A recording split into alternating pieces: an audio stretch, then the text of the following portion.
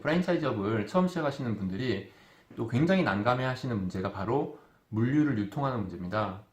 안녕하세요. 보통 이제 프랜차이즈를 처음 시작하시는 분들이 내 개인 매장 그리고 직영점 1, 2호점 정도 운영을 하시다가 가맹점을 확장하기 위해서 여러 가지를 준비하시는 분들이 많이 계신데 그런 분들의 이제 가맹점 확장을 위해서 제가 이제 인큐베이팅을 하다 보면은 가장 난감해 하시는 부분이 내가 사용하는 식자재, 제품, 물류 이런 것들을 가맹점에 어떻게 유통을 시작해야 되는가 이 부분 굉장히 많이 난감해 하시거든요.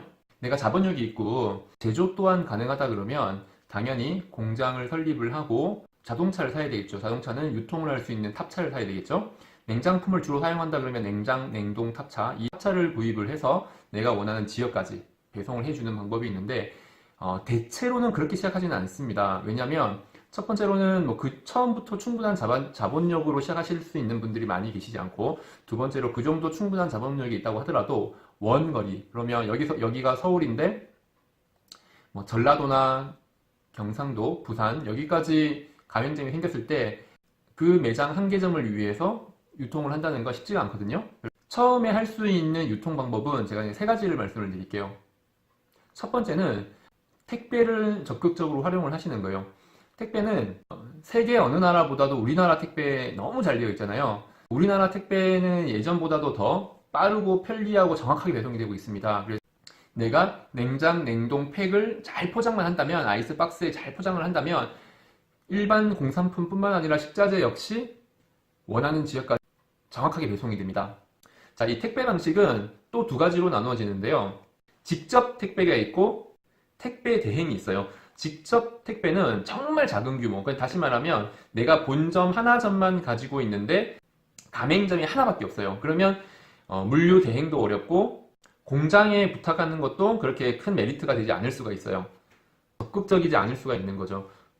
그러면 택배를 활용하는 게 가장 좋은데 어느 정도 규모가 커지면 택배 대행 회사들이 있거든요. 그 택배 대행 회사들은 큰 창고를 가지고 있어요. 그래서 내가 원하는 제품들을 그쪽에 다 입고를 시켜 놓으면 그쪽에서 내가 원하는 지역 주소를 알려주고 발주량을 알려주면 그쪽에서 다 박싱을 해가지고 택배를 또 보내줘요.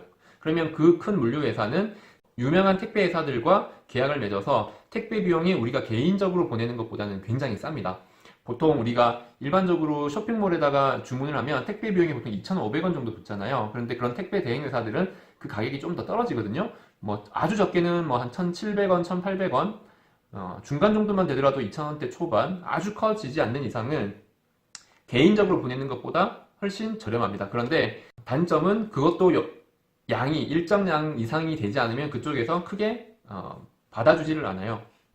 택배의 가장 큰 장점은 내 직영점이 서울에 있는데 가맹 1호점이 부산에 있어도 아무 문제가 없죠.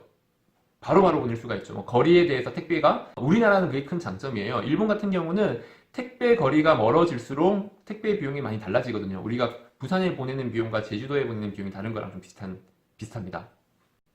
두 번째로는 제조업체에 의뢰하는 방식이에요. 제조업체에 의뢰하는 방식은 그 업체를 잘 컨택을 해야 되겠지만은 단점은 원거리는 가지 않는다는 거예요.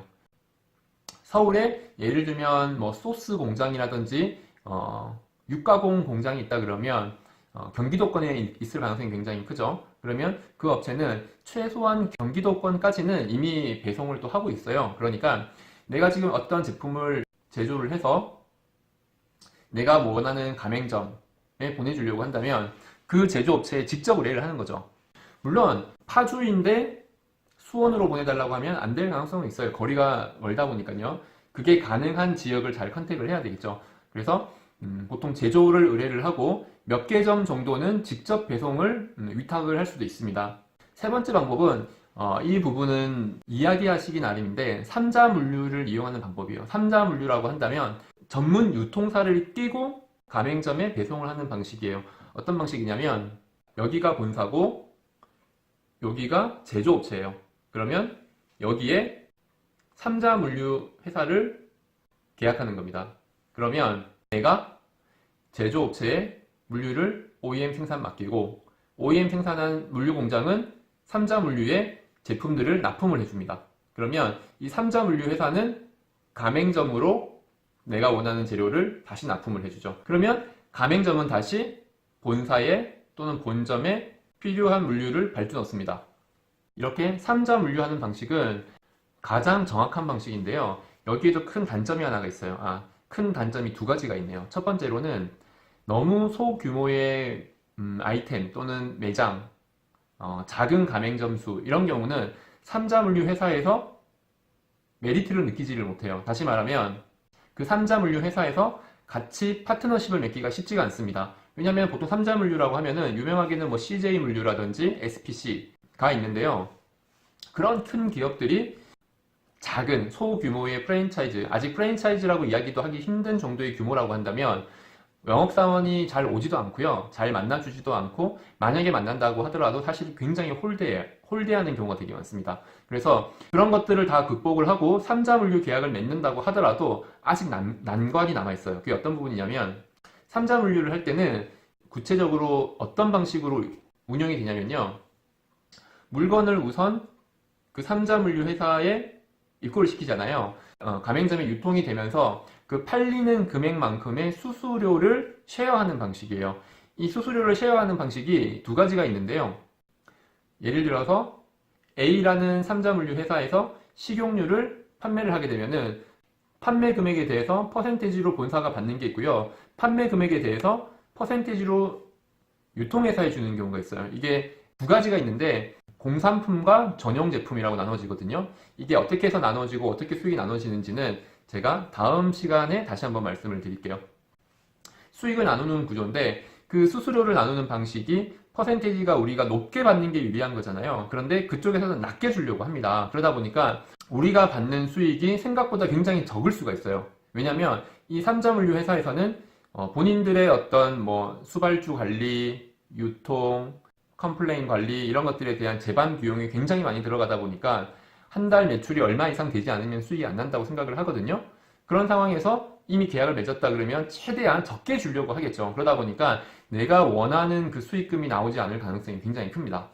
어느 정도 이제 프랜차이즈업을 시작하시는 분들이 내가 어떻게 가맹점에 물류를 납품을 해야 되나 이 부분 약간 감은 잡히셨을 것 같은데요. 제가 다음 시간에는 내가 원하는 핵심 소스를 어떻게 제품 의뢰를 하는가 이 부분에 대해서 좀 말씀을 드릴 거예요.